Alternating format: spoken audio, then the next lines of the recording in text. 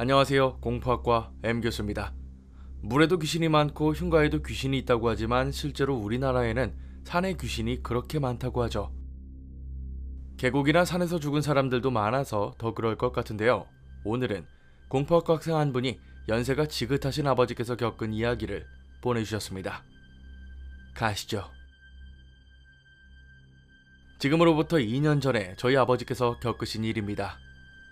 아버지는 자연과 풍류를 즐기시는 분이라 평소에도 등산하는 걸 좋아하셨는데 몇 년 전 동종업계에 종사하시는 지인분의 권유로 마침 산악회에도 가입을 하셨어요. 산악회에 가입한 후로 특별한 일이 없으시면 매달 정기적으로 산에 가시기 시작했습니다. 60대 초반의 지긋한 나이에 비하여 체력도 좋으시고 운동신경도 좋으셔서 크게 다치거나 하는 일 없이 한동안 잘 다니셨죠. 그런데 어느 날 문제가 생기고 말았습니다.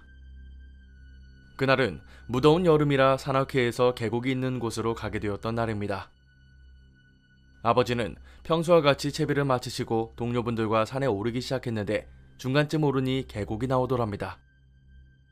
풍경도 좋고 나무들도 그늘이 져 있어서 모두들 그 자리에서 잠깐 쉬어갔다고 합니다. 늘 그렇듯 다들 배낭에 넣어둔 간식이나 막걸리 등을 꺼내 동료분들과 담소로 나누며 먹고 마시며 쉬다가 이제 다시 올라가 보자는 분위기로 하나 둘씩 일어나기 시작했죠. 그런데 어찌된 이유에서인지 아버지는 그날따라 등산을 하는 것보다 그 계곡에서 더 쉬고 싶은 마음이 들었답니다. 그런 적은 난생 처음이었다고 하시더라고요.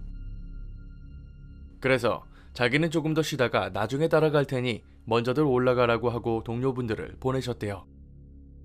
그렇게 혼자 남으신 아버지는 신기하게도 한여름인데도 불구하고 전혀 덥지 않고 쾌적하니 기분이 좋아서 자신이 앉아있던 바위 위에 누우셨습니다. 반주도 했겠다, 신선한 바람도 불겠다, 그렇게 조금씩 잠이 몰려오더랍니다. 물론 그런 곳에서 정말로 잘 생각은 아니셨다고 했죠. 잠깐 나른한 눈이나 붙이고 있자 생각하며 눈을 감고 계곡 물소리를 듣고 있는데 얼마 뒤 누군가 자신의 어깨를 툭툭 치더랍니다. 아버지가 깜짝 놀라서 눈을 뜨니 산악회 동료분이 지금까지 여기서 있었냐고 물으셨죠. 아버지는 잠깐 눈 좀 붙이고 있었다, 아직 안 올라갔냐고 물으니 동료분은 무슨 소리 하는 거냐며 어이없어 하며 말했습니다. 자신을 포함한 다른 동료들은 이미 정상까지 다녀왔다가 하산 중이라고 말입니다.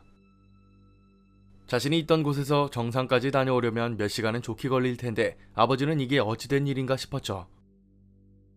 자신은 기껏해야 10분, 20분 정도 지났나 하고 있었는데 황당하더랍니다. 계곡 물소리를 듣다가 그만 잠이 깊게 들어버렸나 하고 대충 스스로를 납득시킨 아버지는 서둘러 짐을 챙겨 동료분들과 하산하셨습니다. 그렇게 일정을 마치고 돌아오신 아버지께서는 여전히 찝찝한 기분이 드셨지만 애써 무시하셨다고 합니다. 그리고 그날 밤 잠을 자려고 하는데 이상하게도 잠이 오지를 않더랍니다. 낮에 계곡에서 잠을 많이 자서 그런가 보다 하고 있는데 갑자기 머리가 미친 듯이 아프기 시작한 겁니다. 한참을 끙끙거리다가 결국 진통제를 먹고 다시 자리에 누우셨는데 그 후에는 언제 잠들었는지 모르게 잠에 드셨고 이때 기막힌 꿈 하나를 꾸신 거죠. 참고로 저희 집은 안방이 현관문을 마주보고 있는 구조고 거실에서 큰 베란다가 있습니다. 그래서 안방의 문을 열고 자면 발 밑으로 현관문이 살짝 보이는데 아버지는 꿈속에서 그 현관문 쪽을 바라보고 계셨다고 합니다. 현관문 바로 앞 신발장에 누군가가 들어오지도 나가지도 않고 가만히 서 있는 게 보였는데 주변도 너무 깜깜하고 그 형체도 새까매서 자세히 보이지도 않았죠. 하지만 그 형체의 앞을 가리고 있는 게 길게 늘어뜨린 머리카락이라는 것은 알 수 있었답니다.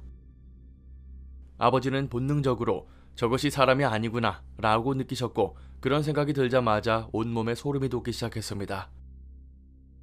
가위에 눌린 것은 아니었으나 너무 무서워서 차마 몸을 움직일 용기가 안 나더랍니다.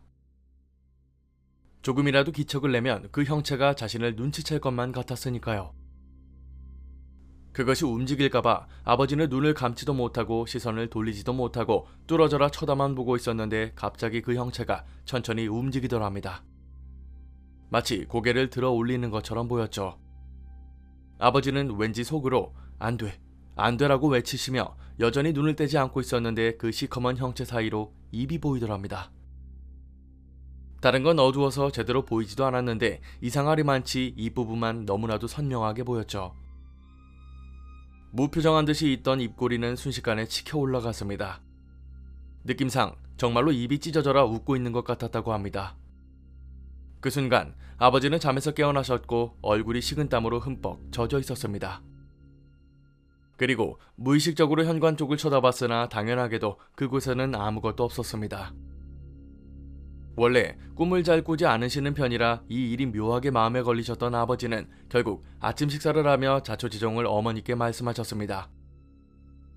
끝까지 이야기를 들은 어머니는 노발대발하셨고 아버지는 잔뜩 혼이 나셨죠.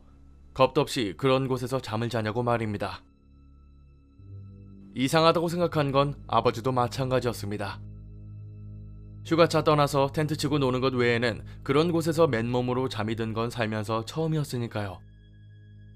저희 어머니는 기가 참 세시고 직감도 좋으신 분인데 아무래도 자매인 이모께서 무속인이라 그런 걸 수도 있습니다. 아무튼 이야기를 들은 어머니도 예산일이 아니라고 느끼셨는지 바로 이모께 전화를 해서 방금 들은 이야기를 전하셨습니다. 그리고는 그날 바로 이모가 써주신 부적을 받아오셨죠. 현관문 바로 위쪽에 천장에 부적을 붙이며 어머니는 아버지께 말했습니다.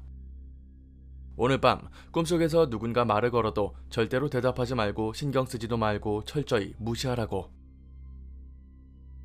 아버지는 잠자리에 들기 전까지 어머니가 신신당부하며 말씀하신 것을 다시 한번 떠올리며 잠에 드셨습니다. 그리고 그날 밤 아버지는 정말로 꿈을 꾸셨다고 합니다. 하지만 이번에 아버지의 눈에 보이는 건 현관문이 아니었습니다. 바로 거실에 있는 큰 베란다였죠. 꿈을 꾸면 그거 아실까요? 자신의 몸은 다른 곳에 있는데 눈에 보이는 건 자신이 있는 곳이 아니라 전혀 다른 곳일 때. 그러니까 저희 아버지의 몸은 여전히 침대 위인데 눈앞에 보이는 건 베란다였죠. 마치 CCTV 영상을 보는 것처럼 말입니다. 아버지는 자신이 왜 베란다를 보고 있는지 알 수 없었지만 그럼에도 계속 그곳에서 눈을 떼지 못하겠더라 합니다. 그렇게 한참을 베란다 바깥에 있는 난간을 노려보고 있는데 슬그머니 난간 사이로 삐쩍 마른 손 하나가 나타나 난간을 붙잡더래요. 12층 높이의 아파트인데 회색으로 보일 정도로 창백하게 질린 마른 손이 난간을 붙잡으니 아버지는 순간 너무 놀라서 헉하고 숨을 들이키셨답니다. 그 소리를 들어서 그랬는지 몰라도 그 손의 주인이 곧이어 모습을 드러냈죠. 순식간에 난간을 기어 올라오는 형태로 그때 현관에서 보았던 검은 형체가 보이더랍니다. 헝클어진 검은색 긴 머리가 베란다 바닥까지 흘러내리고 남은 팔과 다리까지 넘어오려는 듯 보이던 순간 그 여자는 멈칫하더랍니다. 더는 들어갈 수 없다는 듯이 말이죠. 그렇게 일시정지 버튼을 누르기라도 한 것처럼 꼼짝도 않던 여자를 아버지는 숨도 제대로 못 쉬고 그저 쳐다만 보고 있었죠. 그런데 갑자기 그 여자가 무언가 중얼거리기 시작했대요. 젊은 남자 목소리, 여자 목소리, 노인 목소리, 아이 목소리, 온갖 것이 다 섞여있는 느낌의 유리를 긁는 듯한 엄청난 고음이라 아버지는 뭐라고 하는지 전혀 알아들을 수가 없었죠. 한동안 그런 소음에 가까운 목소리를 내던 여자가 이번에는 아깝다 라는 얇은 목소리로 또박또박 말하더랍니다. 한마디를 겨우 알아들은 아버지는 순간적으로 자기도 모르게 뭐가? 라고 되물을 뻔했답니다. 아버지가 아무런 말도 안하고 반응도 하지 않으니 그 여자는 여전히 난간에 들러붙은 채로 아깝다, 아까워, 아깝다, 아까워 라고 쉬지도 않고 미친듯이 되뇌이기만 하더래요. 아버지는 머리가 깨질 것처럼 아파서 눈을 질끈 감고 마음속으로 제발 꺼져라, 꺼지란 말이다 라고 외쳤는데 그 말을 하다가 눈을 뜨셨답니다. 어머니가 옆에서 머리를 붙잡고 끙끙거리고 있던 아버지 목소리를 듣고 일어나 급하게 깨우셨다고 해요. 다행히 그 꿈을 마지막으로 아버지는 더 이상 악몽을 꾸지 않으십니다. 요즘은 코로나 때문에 동료분들과 등산을 못 다니신다며 울적해 하실 뿐이죠. 그런데 정말 이모가 써주신 부적 덕분에 그 여자가 집안까지 들어오지 못했던 걸까요? 그 여자가 도대체 뭐가 목적이었던 걸까요? 그리고 그 산의 계곡과는 무슨 연관이 있는 걸까 궁금합니다. 정말 아직까지도 전부 미스테리지만 그래도 아무 일 없이 지나가서 다행입니다. 저도 등산을 좋아하는지라 벌써 산을 몇 군데나 다녀왔지만 잘못 홀렸다가는 귀신이 따라 들어올 수 있는 것 같아서 괜히 무서워지네요. 저도 어렸을 때 몸이 많이 아파서 귀신은 아니고 헛것을 본 적은 덜어 있습니다. 물론 사람으로 보이는 것들도 있었지만 그럴 때마다 할머니께서 현관, 베란다, 방에 부적을 붙여놓으셨는데 아마 비슷한 게 아니었을까 싶습니다. 귀신 중에서도 저렇게 악귀들은 아무리 용한 무당도 감당이 안 됩니다. 그냥 못 보는 척, 안 들리는 척 하면서 알아서 사라지기를 바랄 수밖에 없다고 하죠. 정말 다행히도 아버지께서는 대답을 안 했으니 망정이지 만약 대답을 하셨더라면 더 집착하지 않았을까 싶습니다. 오늘 강의는 여기까지입니다. 재밌게 봐주셨다면 공포학과에 입학 부탁드립니다. 공포학과 M교수였습니다.